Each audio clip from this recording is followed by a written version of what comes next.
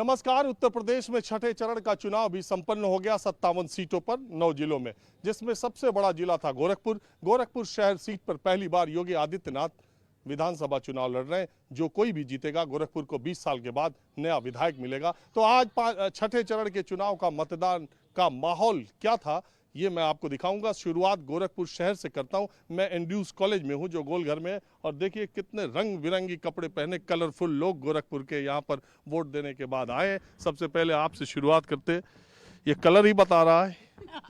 हाँ, निश्चित रूप से मुद्दा है विकास का और सुरक्षा का, लाइन ऑर्डर का। जो दिख रहा है आपको, इतनी शांति है, कोई हो हल्ला नहीं है। देखिए गोरखपुर का माहौल अलग और प्रदेश का माहौल अलग लग रहा है क्या? नहीं, जो गोरखपुर का है वही प्रदेश का है। आपको क्या लग रहा है मैडम? आप भी तो इनको टक्कर ही दे रहे हैं। बिल्कुल बिल्कुल, हम लोग साथ हैं और हम लोग तो वंशवाद पे चोट करने के लिए आज वोट देने आए हैं। हम लोग वंशवाद पे चोट करेंगे और देश के विकास के लिए 2000। एक बात बताइए, महंत अवैधनाथ हाँ, महंत थे, हाँ, तो यहाँ से सांसद बनते थे। हाँ। फिर उन्हीं की परंपरा में उनके वारिस महंत योगी आदित्यनाथ यहाँ से एमपी बन रहे। ये वंश नहीं है। नहीं नहीं, ये संत परंपरा है। अच्छा। ये संत परंपरा है जो जात उससे उठकर समाज की सेवा करते हैं। और ये समाज की सेवा आप देख ही लीजिए। जो लोग भाजपा 2014 में जब देश में आई और 2017 में जब प्रदेश में आई, उसके बाद से आप प्रदेश का माहौल देख लीजिए, देश का माहौल देख लीजिए। विकास के तो ऐसे कार्य हैं जिसको आप हम गिना नहीं सकते, उंगलियों पे इतने ढेर सारे हैं। और आप लॉ एंड ऑर्डर की पोजीशन देख लीजिए। पूरे प्रदेश में इतना चुनाव संपन्न हो गया। आज लड़कियां, अभी हम गए थे हम्पी कर्नाटक और अकेले चले गए और रात के 12 बजे वहां पहुंचे और कोई कहीं किसी तरह की प्रॉब्लम नहीं थी। हर जगह जो है लॉ एंड ऑर्डर। आप तो ऐसे कहते हैं कि इसके पहले महिलाएं, इसके पहले देश में महिलाएं प्रधानमंत्री राष्ट्रपति तक बन गई, इसके पहले लोकसभा अध्यक्ष बन गई, इसके पहले दशकों तक राज्यसभा की डिप्टी स्पीकर, डिप्टी चेयरमैन महिला रही, न जाने कितने प्रदेशों की मुख्यमंत्री महिलाएं रही, न जाने कितनी डीएम महिलाएं रही। ऐसा लगता है कि सब महिलाओं को आजादी, सारे महिलाओं को सब पद, सारे। नहीं है, हमारा मतलब लॉ एंड ऑर्डर से है। और आप देख लीजिए, अच्छा, आप भाजपा के नेता भी हैं? अब आप समझ लीजिए भाजपा के नहीं है, लेकिन हम उसके कोर वोटर हैं। नेता भी लग रही है। अच्छा अच्छा अच्छा, चलिए, धन्यवाद धन्यवाद धन्यवाद। लेकिन कहिए तो कुछ और भी बोले। पद पे है आप। नहीं, अब इस टाइम बोलिए। अखिल भारतीय विद्यार्थी परिषद के राष्ट्रीय पदाधिकारी हैं। अभी विद्यार्थी परिषद में है या? हाँ, हम उसके टीचर हैं ना, यूनिवर्सिटी में प्रोफेसर हैं। ये प्रोफेसर और वकीली देश में राजनीति कर रहे हैं। आप बताइए, आप तो घरेलू महिला है ना जी। आप बताइए, ये जो दहाड़ रही थी सही कर रही है? नहीं, हाँ बिल्कुल सही कर रही हैं और बहुत ज़्यादा सुरक्षित है देश हमारा। और ये तो नहीं बताएंगे वोट किसको दिए हैं, लेकिन जो है इतना तो निश्चित है कि मतलब आगे भी इसी तरह रहे देश। ये बहुत अच्छी, ये दुख। अम्मा आप बताओ। क्या बताऊं, हमको तो कुछ हमको तो आप घर के कहे वाले के हिसाब से वोट दिए? नहीं, हम अपने हिसाब से दिए हैं। क्या सोच के? यही सोच करके पता नहीं रहेंगी कि नहीं रहेंगी। कि आखिरी है। लगा। हाँ, हमारा पूरा देश काम का। अरे अभी आप कम से कम 5 इलेक्शन वोट देंगे। अच्छा, ठीक है, आप लोगों का धन्यवाद है। यही सोच के आई थी कि कहीं ना हमारा वोट आखिरी हो। नहीं, हमारी तबीयत नहीं ठीक रहती है। अरे नहीं तो उसके लिए इतनी दूर आई चल के। इसीलिए आए हैं कि जिससे रहेगा, हो सकता है बच्चों का कि कामना हो कि भाई हमारी मम्मी है। अरे आप बहुत लंबे समय तक जिएंगी, अभी बहुत चुनाव देखेंगे। हमको बहुत लंबा समय नहीं चाहिए। हमको जब आप बताइए। मैं यही पूछ रहा हूँ, महिलाओं के बीच में मुद्दे, शहरी देखिए, शहरी लोगों के बीच में मुद्दे अलग होते हैं, ग्रामीण इलाके में अलग होते हैं। शहरी महिलाओं के दिमाग में क्या बातें हैं? जी, दिमाग में तो क्या है, एकदम स्पष्ट है कि इतनी अच्छी व्यवस्था है, इतना सुरक्षा है। 5 सालों में मतलब मुझे तो इतना बदलाव नजर आया। मतलब ठीक है, सरकार तो बहुत आई है और जाएगी भी, लेकिन इतना तेजी से बदलाव तो हमने कभी नहीं देखा है जो इन 5 सालों में देखा है। आप क्या करते हैं सर? मैं तो फॉरेस्ट से रिटायर्ड हूँ और यहाँ रहता हूँ। सरकारी लोगों में, आप तो रिटायर्ड हैं, आप ऐसा कहते हैं बहुत सारे लोग देखिए यहाँ कह रहे हैं कि ऐसी जैसी सरकार आई इसके पहले तो कभी आई नहीं। 40 साल 35 साल आपने भी नौकरी की होगी, आप भी ऐसे ऐसा मानते हैं? बिल्कुल रिलैक्स महसूस कर रहे हैं। जहाँ भी जाते हैं वहाँ रिलैक्स महसूस करते हैं। कोई अराजकता आपाधापी देखिए या बहुत पुलिस लोग का- कहते हैं कि इसमें ब्यूरोक्रेसी का बहुत ज्यादा दबदबा है, कोई सुनवाई नहीं है, नहीं लोकतंत्र जैसी। यहाँ तो गोरखपुर के लिए तो बिल्कुल ही नहीं हो सकता, क्योंकि यहाँ हमारे योगी जी का एक आप बताइए, आप यंग हो इतने लोगों में। हेलो, मैं इंडियन ऑयल में पोस्टेड हूँ अभी दिल्ली में, और यहाँ पे वोट देने आया था। और मतलब मेरा जो ऑब्जर्वेशन है, जैसे पहले हमें कंट्री से बहुत ज़्यादा उम्मीद नहीं रहती थी। ये रहता था कि आप मेहनत करो, जो अवेलेबल है उसी में आप बस किसी तरीके से लेकिन आप जिस कंपनी में काम कर रहे हैं वो कंपनी तो चुनाव नहीं होता तो उसको रोज कच्चे तेल की कीमत पता चल जाती है, और जब चुनाव की घोषणा हो जाती है बस उस पता चलता है सारे उसके अधिकारियों का कैलकुलेटर कंप्यूटर खराब हो गया। नहीं ऐसा देखिए, ऐसी बात नहीं है। क्या है कि जो उनका रेवेन्यू जनरेशन है या वो है, वो तो लेकिन चुनाव खत्म होने के बाद लंबी चोट करने वाली हैं तेल कंपनियां। नहीं वो तो बिकॉज इतनी लड़ाइयाँ भी चल रही हैं और वो सब भी है। बट ये है कि हाँ, हमारी कंट्री मॉडर्नाइज हुई है। एक आप यूरोपियन कंट्री से जैसे हमारी कंट्री को कभी कंपेयर नहीं कर सकते थे, वो चीज़ें आ रही हैं। अब थोड़ी ही दिन में हमारी कंट्री उनसे आगे निकलेगी इस तरीके से। अब मैं आपको, ये गोरखपुर शहर की बात हो गई, शहर का माहौल भी आपको पता ही है, लेकिन गोरखपुर सीट के माहौल से, करहल के माहौल से उत्तर प्रदेश के माहौल का पता नहीं लगाया जा सकता। तो मैं अब गोरखपुर और देवरिया और आसपास की जो ग्रामीण इलाके की सीटें हैं वहां ले चलता हूं और दिखाता हूं माहौल क्या है। अब मैं गोरखपुर जिले की एक ग्रामीण विधानसभा सीट चौरी चौरा है वहां पर आ गया हूं। गोरखपुर जिले में सहजनवा, चिल्लूपार, गोरखपुर ग्रामीण और चौरी चौरा, ये 4 सीटें ऐसी हैं जिस पर बहुत जोरदार टक्कर बताई जा रही है, जोरदार लड़ाई बताई जा रही है। सबसे पहले मैं चौरी चौरा के बारे में कुछ बातें आपको बता दूं। आज के तकरीबन 100 साल पहले 4 फरवरी 1922 को यहाँ पर एक घटना घटी थी। दरअसल असहयोग आंदोलन के दौरान स्वाधीनता संघर्ष के सेनानियों ने यहाँ पर एक प्रदर्शन किया था, उनके ऊपर पुलिस वालों ने गोलियां चला दी थी। इसके बाद प्रदर्शन कर रहे लोग उग्र हो गए और इस थाने को पूरा का पूरा जला दिया, जिसमें जिंदा 22 पुलिसकर्मियों की मौत हो गई। इस हिंसक घटना के बाद महात्मा गांधी ने असहयोग आंदोलन को वापस ले लिया। चौरी चौरा हमारे स्वाधीनता संघर्ष में एक महत्वपूर्ण जगह है और मेरे पीछे जो आप थाना देख रहे हैं उसका भी एक महत्व है। ये जानकारी आपको देना चाह रहा था। अब मैं चौरी चौरा के एक मतदान केंद्र पर चल रहा हूँ और वहाँ से आपको माहौल दिखाता हूँ। चौरी चौरा सीट पर लड़ाई इसलिए दिलचस्प हुई है कि यहाँ पर निषाद पार्टी के जो अध्यक्ष हैं संजय निषाद, उन्होंने अपने बेटे श्रवण निषाद को मैदान में उतारा है। श्रवण निषाद पार्टी के बैनर तले नहीं लड़ रहे, वो कमल के फूल के चुनाव चिन्ह पर चुनाव लड़ रहे।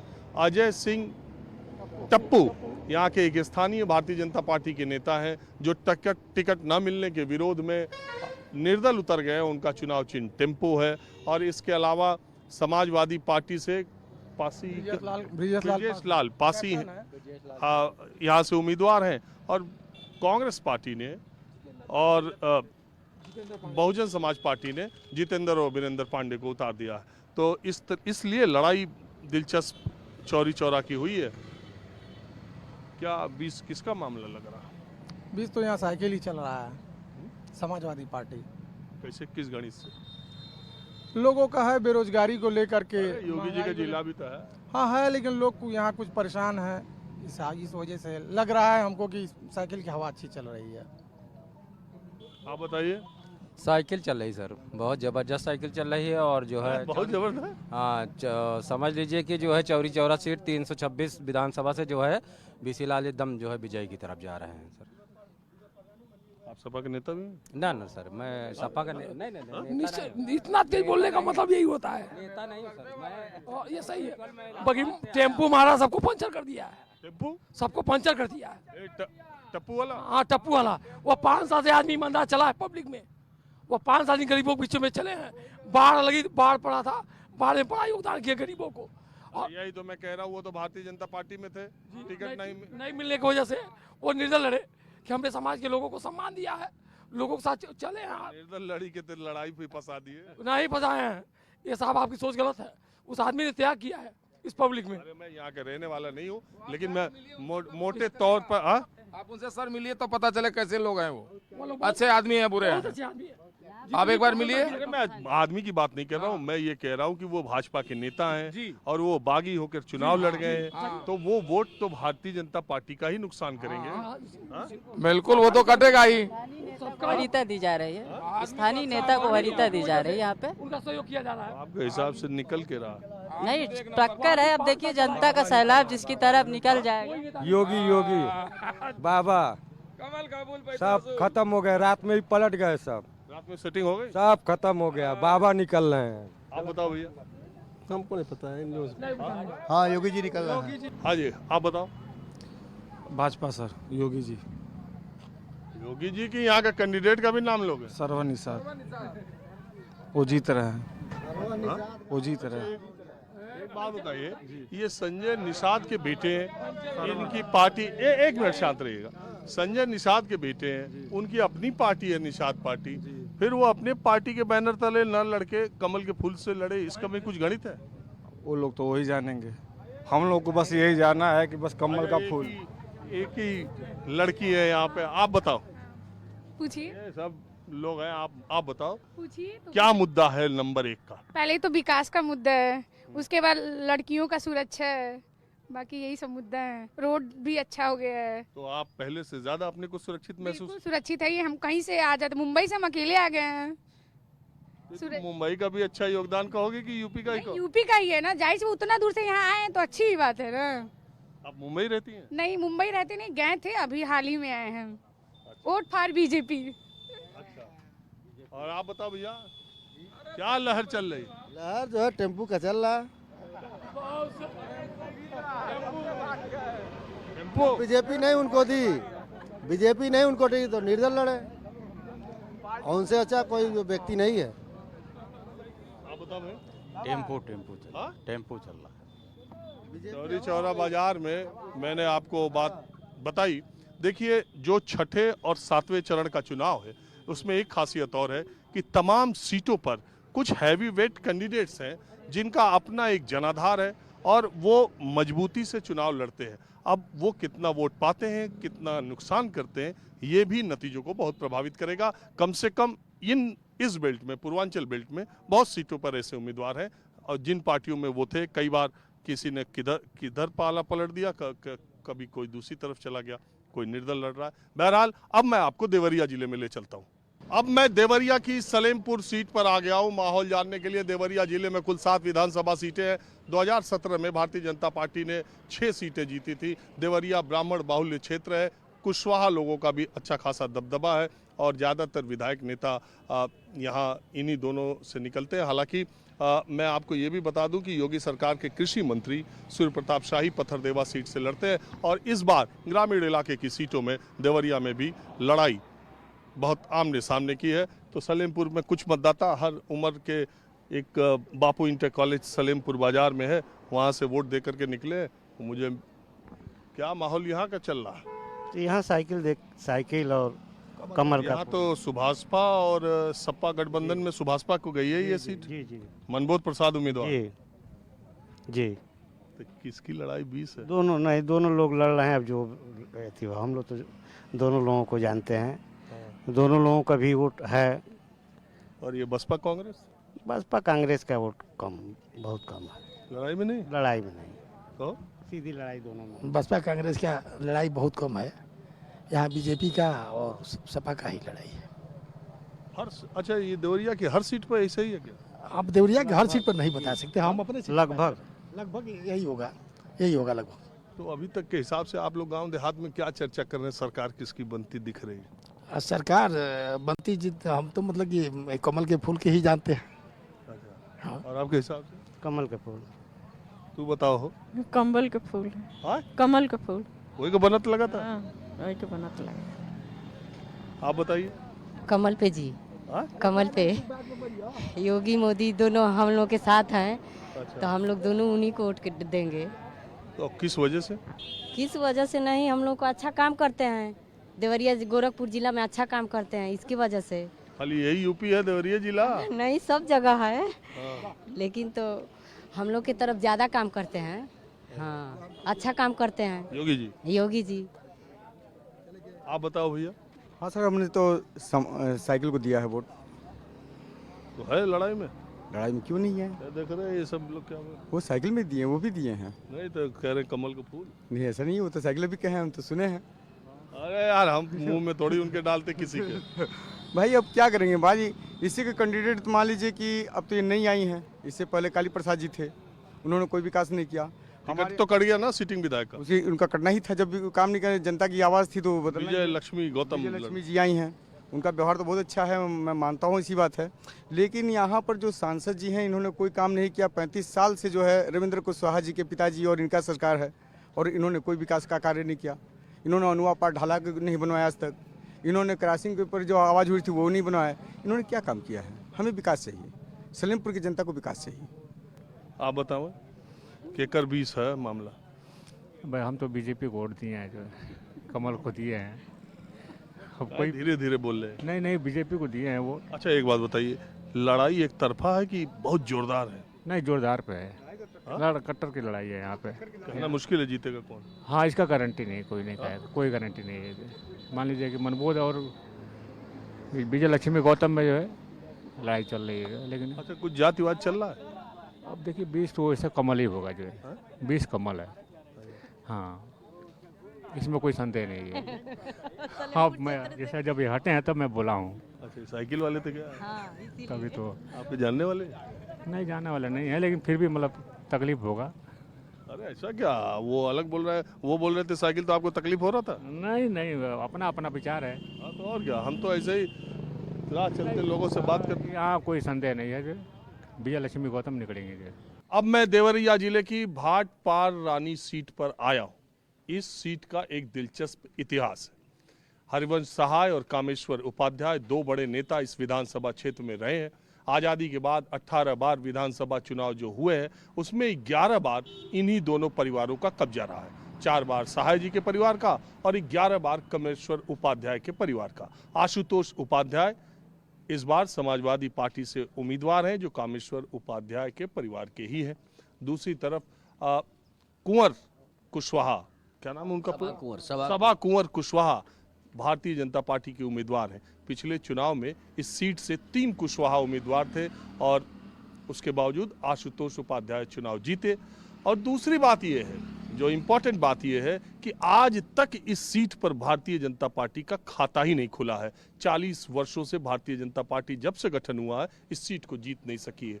और इंटरेस्टिंग एक बात और है कि जब इंदिरा गांधी की हत्या के बाद पूरे देश में लहर थी, उसके बावजूद भाटपा रानी में कांग्रेस हार गई। और जब 1991 में राम लहर थी और 2017 में मोदी लहर थी, तब भी भारतीय जनता पार्टी यहाँ का विधानसभा चुनाव हार गई। अब बता रहे हैं कि इस बार, मैंने इतिहास सब सही बताया ना?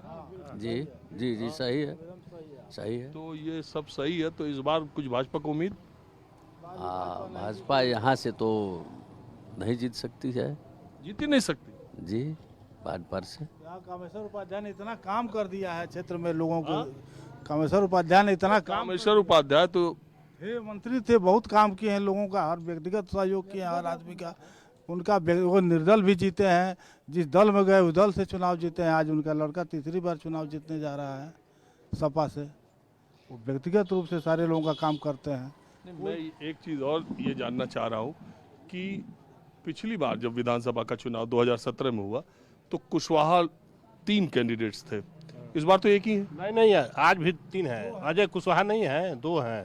आज भी 2 बसपा से हैं, इस बार भी 2 हैं। तो कुशवाहा और ब्राह्मण में वोट किसका ज़्यादा है?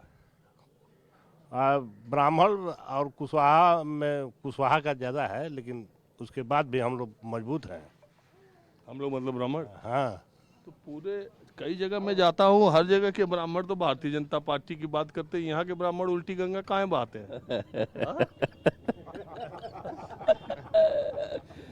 और वही मान लीजिए कि अभी अभी नेताजी कहे हैं कि प्राइमरी स्कूल सामने वोट पड़ रहा था, लोग निकल रहे थे, आप लोग यहाँ बैठे थे, तो मैंने सोचा कि जी जी यहीं से निकल रहे हैं लोग, यहीं से चुनाव जीतते आ रहे हैं। जिस दल से। अच्छा, वो व्यक्तिगत तौर पर जीतते हैं। और आप बताइए, इस बार कमल खिलेगा? खिल भी सकता है। हाँ। खिल भी सकता है, कुछ कह नहीं सकते क्योंकि कांटे की टक्कर है। उम्मीद है कि कमल खिल सकता है? देखिए कुछ लोग ओपनली बता रहे हैं, कुछ लोग नहीं बता रहे हैं। आप नहीं बताने वाले हैं? नहीं, हम नहीं बताने वाले हैं क्योंकि रहना तो यही है हमको। तो क्या ये आशुतोष उपाध्याय से डर भी लगता है क्या? नहीं नहीं, डरने की कोई बात नहीं है। वो लिहाज लिहाज। लेकिन कहीं अंदर अंदर दूसरी हवा भी चल रही? नहीं नहीं नहीं नहीं, ऐसा कुछ नहीं है। मैं ये पूछ रहा हूँ जो 40 साल से कमल का सूखा है वो खिलने की उम्मीद है, लग रही? कह नहीं सकते क्योंकि यहाँ हमेशा इतिहास रहा है कि जिसकी सरकार रही है विधायक उसका कभी नहीं रहा है। तो विधायक साइकिल की जीत जाए तो सरकार ये चाहे आप इस क्षेत्र का दुर्भाग्य कहिए या मतलब वो क्या कहते हैं कि तो कहीं तो ऐसा तो नहीं कि समाजवादी पार्टी वाले मनाने लगे कि ये सीट हम हार जाए ताकि उत्तर प्रदेश में हमारी सरकार आ जाए? आप बताइए। यहाँ से नुनार पांडे से बबलू उपाध्याय जीत रहे हैं सर। आपका नाम क्या है? ध्रुव राजभर। अरे राजभर लोग हैं एक तरफ है। हाँ? एक तरफ। कह रहे बहुत राजभर टूट गया बीजेपी। नहीं सर, यहाँ ओम प्रकाश पे है। ओम प्रकाश पे? जी सर, ओम प्रकाश भी साथ में है। चलिए ठीक है, बहुत लोग इकट्ठा हो गए। बहरहाल भाटपारा रानी पर निगाह आप भी रखिएगा, बड़ी इंटरेस्टिंग जगह है। और अब मैं आपको बलिया जिले की सीटों पर ले चलता हूं। और अब मतदान खत्म होते होते मैं बागी बलिया आ गया हूं। 2 जिले मैंने आपको गोरखपुर और देवरिया का माहौल दिखाया। बलिया की रसड़ा सीट पर हूँ। बलिया में 7 विधानसभा सीटें। 2017 में भारतीय जनता पार्टी 5 जीतने में कामयाब हुई। 1 सपा और 1 बसपा ने जीती थी। मैं रसड़ा विधानसभा में हूँ। इस सीट पर 2 बार बसपा से उमाशंकर सिंह चुनाव जीत चुके हैं। लेकिन इस बार बलिया की 7 विधानसभा सीटों पर लड़ाई तगड़ी बताई जा रही है। कुछ लोग जो वोट दे करके आए हैं, ये एक पोलिंग बूथ है रसड़ा में, अमर शहीद इंटर कॉलेज। बोर्ड लिखा नहीं है लेकिन इसका नाम है अमर शहीद इंटर कॉलेज। तो बताइए, क्या बताइए किस चीज पर वोट पड़ रहा और छठे चरण में कौन भारी पड़ा, सरकार बनाने के कौन करीब पहुंचा, आपको क्या लग रहा है? सरकार तो बीजेपी की बन रही है। पहुंच गई बीजेपी उधर? पहुंच जाएगी, अभी पहुंची नहीं मगर पहुंच जाएगी। उसके लिए 7वें का इंतजार करना पड़ेगा? नहीं, 6वां और 7वां दोनों मिलाकर कम से कम 60 से 70 सीट जीत जाएगी वो। और बीजेपी कितना सीट पाएगी आपके हिसाब से? 240 से लेके 260 तक ले पाएगी। अच्छा, मतलब वो आंकड़ा 300 से नीचे आ रहा है। 300 तो कोई नहीं पाएगा। 300 कोई नहीं। लड़ाई तो तगड़ी है ना? तगड़ी लड़ाई है। और मुद्दा क्या है लड़ाई में? मुद्दा वही जातिवाद है। इधर जातिवाद है, अब उधर पूरे पूर्वांचल में? पूरे पूर्वांचल में जातिवाद हो गया। चुनाव फॉरवर्ड बैकवर्ड तो नहीं हो रहा? नहीं, फॉरवर्ड बैकवर्ड जातिवाद हो गया है। और आप बताएं। विकास का मुद्दा है, विकास का मुद्दा है। विकास पे लोग वोट दे रहे हैं। 10 मार्च को तय हो जाएगा किसकी सरकार बनेगी। आपके हिसाब से कौन सरकार बनाने के करीब पहुंचा? मतदाता साइलेंट है, कोई खुल के नहीं बता रहा है कि किसको वोट कौन दे रहा है। अच्छा, दो ही तरफ रहे? हाँ, 2 ही तरफ, ज़्यादातर सपा और भाजपा यही वोट चल रहा है और कहीं नहीं। अच्छा, आपका नाम क्या है? मेरा नाम मोहम्मद जफर है। जफर साहब, मैं सीधे आपसे पूछूं कि मुसलमानों में मेजॉरिटी या 90% या 95% कितने फीसदी मुस्लिम समाजवादी पार्टी उसके गठबंधन की तरफ जा रहे हैं? पिछली बार से इस बार ज़्यादा है। परसेंट के हिसाब में? हाँ, परसेंटेज के हिसाब से। और बसपा कांग्रेस की तरफ? बसपा कांग्रेस की तरफ भी है, कुछ परसेंटेज कम हुआ है उधर। आपके हिसाब से? हमको तो लग रहा है कि 90% मुस्लिम जो समाजवादी पार्टी के साथ है। समाजवादी गठबंधन जी, ज़्यादातर अधिकतर जो है मतदाता जो है इस बार परसेंटेज ज़्यादा जो है वो समाजवादी गठबंधन की तरफ वोट देने के मूड में है और दे भी रहे हैं। आपको क्या लगता है? इस बार पिछले 2017 से भी लगभग थोड़ा सा कम हो सकता है। भारतीय जनता सीटों में सत्ता वापसी होगी, 280 से 90 के आसपास रहेगी भाजपा। अब सबसे कम उम्र की बच्ची है, अभी वोट दे के निकली। तुम पहले ये बताओ, सुबह 7 बजे से वोट पड़ रहा था, आई हो इस समय देने 5:30 बजे, क्यों? टाइम नहीं था थोड़ा। अच्छा, तुम सोच रही थी लाइन लगेगी? जी। पहली बार वोट देने आई? जी। क्या नाम है आपका? अलीशा। पहली बार वोट देने में डर लग रहा था, अच्छा लग रहा था?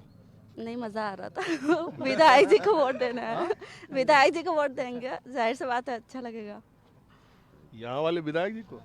जी, उमाशंकर सिंह जी को, वही जीतेंगे और वही रहेंगे। यहाँ तो साइकिल सब कुछ नहीं, विधायक जी ही रहेंगे और कोई नहीं आ सकता। चलिए, मतदान खत्म हो गया। इस इलाके के 2 बार के विधायक उमाशंकर सिंह आगे, ठीक है कि इस बार लड़ाई फंसी है?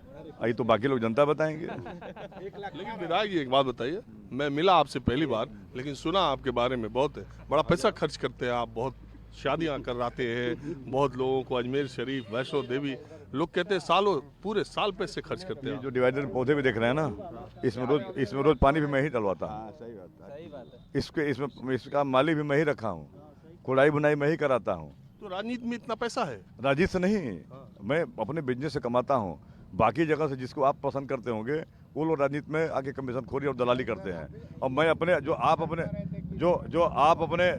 बाल बच्चों के लिए कमाते होंगे और बाल बच्चों के लिए कमा करके, और मैं भी अपने बाल बच्चों के लिए कमाता हूँ, लेकिन उसका एक अंश काट करके जनता में खर्च करता हूँ।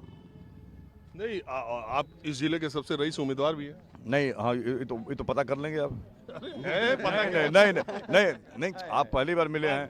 बहरहाल मैं आपके बारे में जानता हूँ और हमारी शुभकामनाएं। इलेक्शन हो चुका है, माहौल क्या है मैं बस आज इतना ही। अगले एपिसोड में मैं मऊ से मुख्तार अंसारी के बेटे और जहूराबाद से ओम प्रकाश राजभर का माहौल क्या है लेकर हाजिर हूँगा। कैमरामैन उमेश सिंह के साथ राजीव रंजन, न्यूज़ 24 रसड़ा।